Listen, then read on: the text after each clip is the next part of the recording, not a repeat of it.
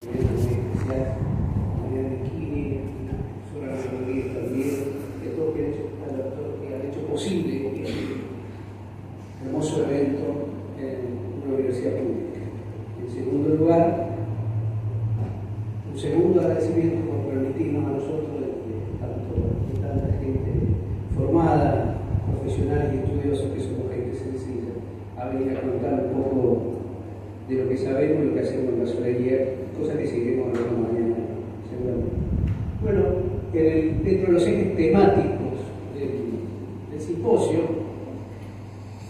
nos tocaba hablar de masonería y sociedad, y dentro de masonería y sociedad vamos a hablar de el legado, la influencia, el supuesto legado de las constituciones y estatutos masónicos en nuestros ordenamientos institucionales, en nuestras, cómo estos estatutos fueron configurando y prefigurando. Voy a mirar el tiempo porque sería escaso, no sé si me va a alcanzar, no sé si por el tiempo, cómo estos estatutos fueron configurando un corpus de valores y de conocimiento a lo largo de los siglos que terminaron desembocando en el nacimiento de las democracias modernas. Como dijo el profesor Ricardo Martínez Esquivel más temprano, que me ahorra una buena parte de la charla citando los premios constructores, primero creo que tenemos que citar, aunque sea, definiciones que ustedes ya conocen sobre lo que es la masonería, la constitución iniciática, filosófica, filantrópica y progresista, de las cuales podemos hablar y tratarlo y profundizar cada una de la mañana. Pero, como dijo también el profesor, también se caracteriza por ser adogmática, hecho que ya nace en Bélgica en 1872, cuando el Gran Oriente de Bélgica se deja de existir la creencia de un ser supremo, cosa que también hace el Gran Oriente de Francia, como dijo en 1877. Es liberal porque a todos los miembros de las instituciones asisten los mismos derechos y porque existe el principio de igualdad ante la ley, la ley no son luego. Sostiene la libertad de pensamiento y de conciencia, como ha manifestado el profesor uruguayo, y también declara con fuerza de ley que no reconoce ningún otro medio de investigación de la verdad que no sea la razón. También en eso estamos, como dijo el profesor Esquivel más temprano, está de la búsqueda de la verdad. Y por último, defiende los derechos y deberes políticos individuales y la libertad estatutaria, entendiendo que la libertad de asociación es preexistente a la existencia del Estado moderno. Por eso mismo, su carácter de defensa del individuo, de la dignidad humana y de los derechos humanos fundamentales, la convierte en resistente, enemiga de todo colectivismo de afán totalitario. Y en ese caso, se torna política, como ha dicho el profesor más temprano.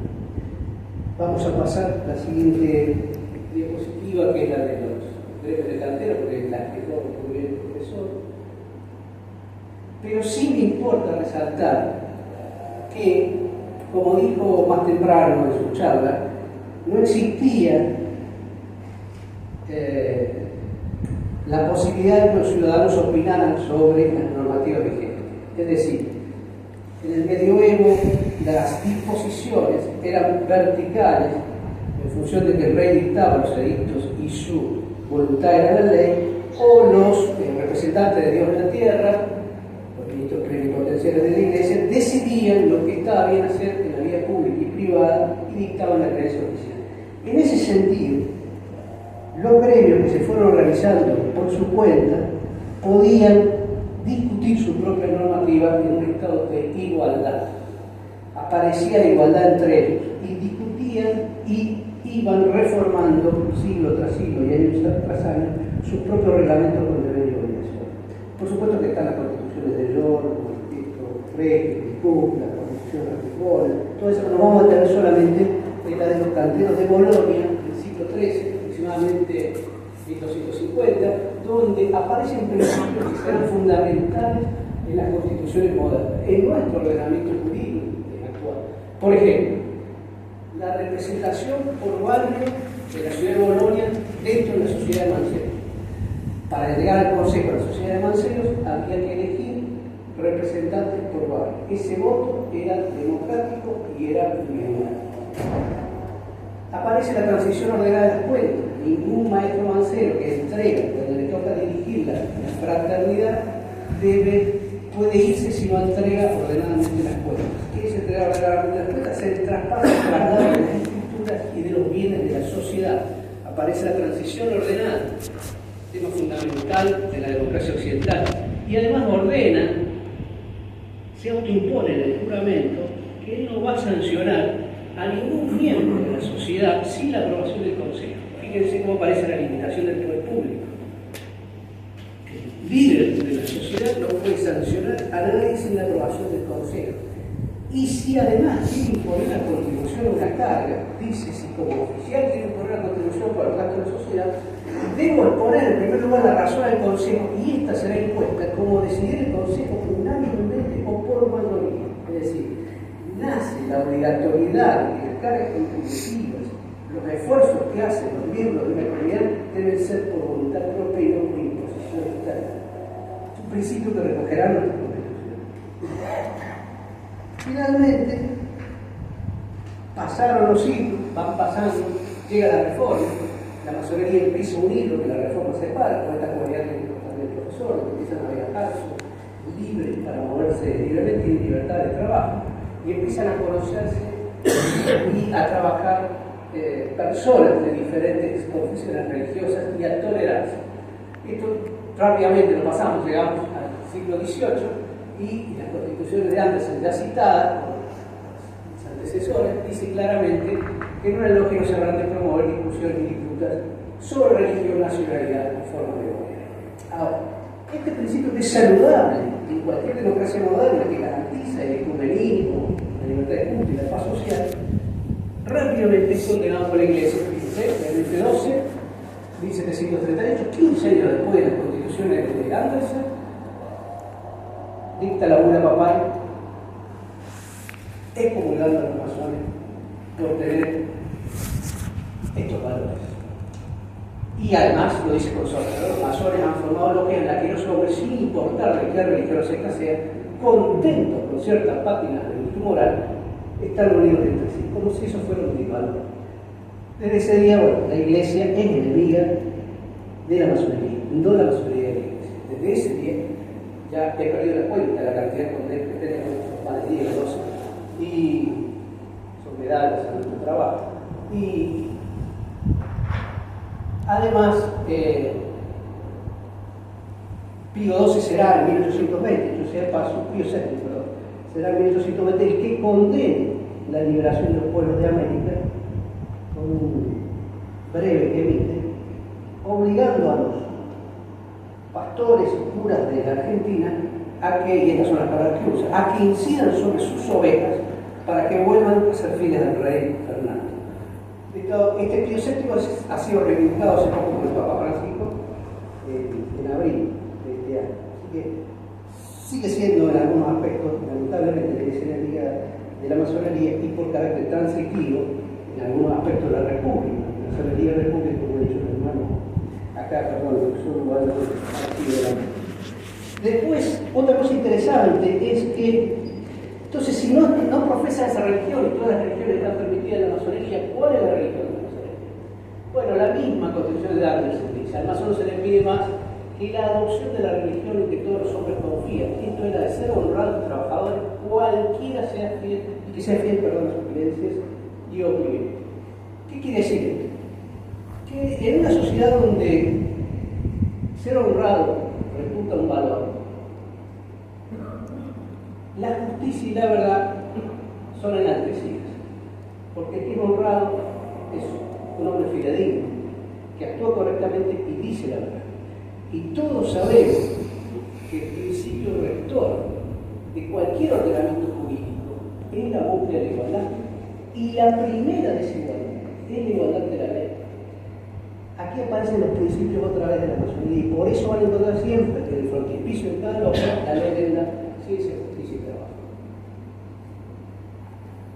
No va a haber nunca, si no hay respeto por la verdad, progreso en una sociedad, porque el conocimiento se nutre de la curiosidad y de la búsqueda de la verdad. Por eso ciencia, por eso justicia, buscando la igualdad, y eso se logra con mucho esfuerzo, con mucho trabajo. Muchas veces vemos el último escalón como brilla una persona que llega al determinado cargo, y decimos, oh, es el mérito. Sí, pero ese mérito es fruto del esfuerzo pasado, de muchos esfuerzos pasados. Y eso es lo que van a recoger los masones. Los masones introducen la cuestión del mérito.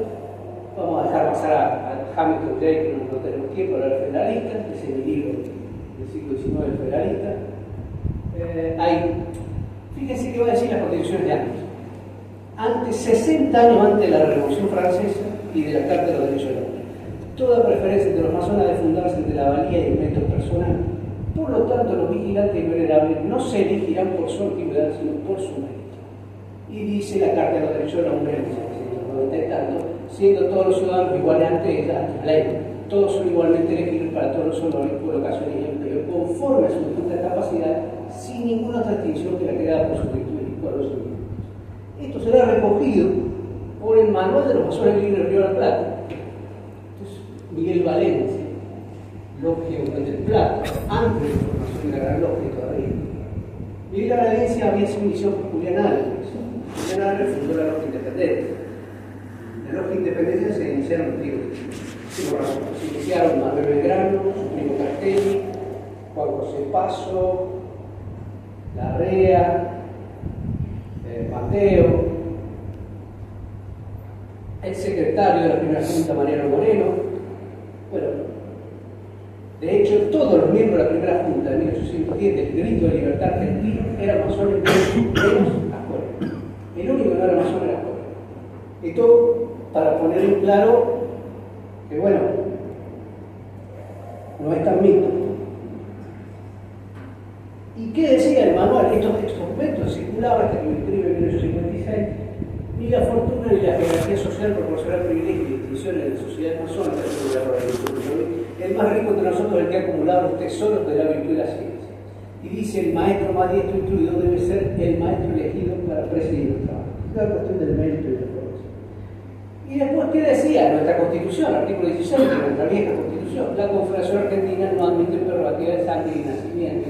No hay en ella fueros personales ni título de nobleza. Todos sus habitantes son iguales ante la ley y admisibles no empleo sin otra consideración que de la idoneidad. Esto tiene antecedentes de la Asamblea de 13. La Asamblea de 13, recuerden ustedes, declaró la libertad de culto, abolió la esclavitud, abolió la tortura, abolió la Inquisición en todos los territorios de la provincia de Bolivia, y entre otras cosas, promulgó el himno nacional, aprobó el himno nacional, el escudo nacional, fíjense todas cosas que hacen a la soberanía. 10 de los 17 firmantes, los 17 diputados de la Asamblea de Tercera mayoría propia. Otra vez, es un mito, libertad de culto, abolir la esclavitud, abolir la esclavitud, la Inquisición, libertad de y la libertad de imprenta. Eso también sería recogido por San Martín Monteagudo, que también masón. Cuando fueron de los tiempos del Perú, cuando se mantiene protectorado, el protectorado, se mantiene protector del Perú, y ellos terminan llamando a la Plaza de la Inquisición, Plaza de la Constitución, de la Ciudad de la Inquisición, Tribunales Civiles, expropiando las minas de iglesia. Bueno, en la Constitución séptima, a ver, la Constitución de Estados Unidos, creo que viene ahora, la Fundérica. Bueno, esto viene a cuenta de lo que decían los carteros de Bolonia. Fíjense qué dice, la ofrenda directa. ¿Qué es la ofrenda directa? Es lo que el pueblo se impone a sí mismo para colaborar con su sociedad. ¿Y qué dice la Constitución de Estados Unidos? Todo proyecto de ley que tenga por objeto la obtención de ingresos deberá proceder primeramente de la Cámara de Representantes. Esto es lo que veníamos diciendo antes, solo el pueblo puede grabarse a sí mismo. Porque la Cámara de Representantes, no la de senadores, o la senadora representa la provincia. En la Constitución Argentina se menciona la Cámara Baja a legislar sobre las aduanas exteriores, establecer derechos de exportación e importación e imponer contribuciones directas por tiempo determinado. Bueno, lo de los derechos de exportación e importación lo perdimos por una reforma constitucional y ahí perdimos buena parte del mecanismo, ¿cierto? Porque la retención pasó a ser un atributo del Poder Ejecutivo y desde allí los pueblos del interior se empobrecieron. La siguiente dice. La ofrenda exacta, esto es otra cosa. ¿Por qué? Porque en masonería, cuando uno ingresa a su juramento, nadie lo obliga a hacer ese juramento. El juramento es de libre y espontánea voluntad. Y uno jura defender los valores que esa sociedad sustenta, que son los que hemos hablado, los valores republicanos, y jurárselo hasta con su vida, si es necesario, para proteger esos valores de la tiranía y de la injusticia. Esa es la oferta de Santa. ¿Qué dice la Constitución? A la Cámara de Diputados corresponde exclusivamente la iniciativa de ley sobre Constitución y reclutamiento de tropas. Solo el pueblo puede brindar su sangre en defensa de la soberanía nacional. Él decide. El servicio de justicia es de igual concepción. ¿Qué dice la Constitución alemana? Si se plantea, 70 años antes de la Revolución Francesa Americana, 60, si se plantea alguna querella, el hermano culpable quedará sujeto al juicio de determinación de la logia, cuyos miembros son los propios competentes jueces de tal controversia. Jueces son iguales, no un señor magistrado que está encerrado hace 30 años en libros de derecho, pues hay muchos derechos que no conoce la situación de la vida cotidiana. Entonces, todos los delitos son juzgados por un jurado. El pueblo, el pueblo decide si un hombre es culpable o no se y después pone la pena, de acuerdo a su conocimiento. Vamos allá. En ese sentido, decía también que recogía la Constitución argentina. Todos los juicios criminales ordinarios terminan por jurado luego que se establezca la confederación esta institución. Lamentablemente, pasado casi 200 años, todavía no tenemos una institución plenamente federalizada en todas las provincias de Chile. También se va a ocupar de la propiedad intelectual, aunque esto es más una curiosidad, porque es muy simbólico. El manuscrito Danfield de 710 dice: ningún maestro no era elogio del exterior pondrá una marca grabada en la piedra o en otro sitio sin haberla fabricado el mismo. Esto viene al cuento del plagio, viene al cuento del derecho de patente, de la propiedad intelectual. La Constitución de Estados Unidos recoge, en su artículo 2, el Congreso de Estados Unidos fomentará el progreso de la ciencia y las artes, asegurando a los autores e inventores con el tiempo el derecho exclusivo sobre sus escritos y descubrimientos. Bueno, esto al que hicieron esto, debo decir que esto estaba, si usted lo lee, en el estatuto de la ciudad de Venecia en 1474. Para esto la ciudad de Venecia es un ciudad independiente del siglo IX, del siglo XVIII aproximadamente, donde finalmente cae por las tropas de Napoleón, hacia finales de 1730. Ahí ya se aseguraba en ese estatuto de Venecia los derechos y la explotación exclusiva de los inventos e ideas por 10 años. Fue recogido por los masones y después por los constitucionales. Y finalmente vamos al carácter progresista. Hemos hablado del carácter liberal, vamos a hablar del carácter progresista. Dice, ¿qué pasa? ¿Cuáles son las cualidades de la normativa masónica? Su practicidad normativa. Entonces, ¿qué dice?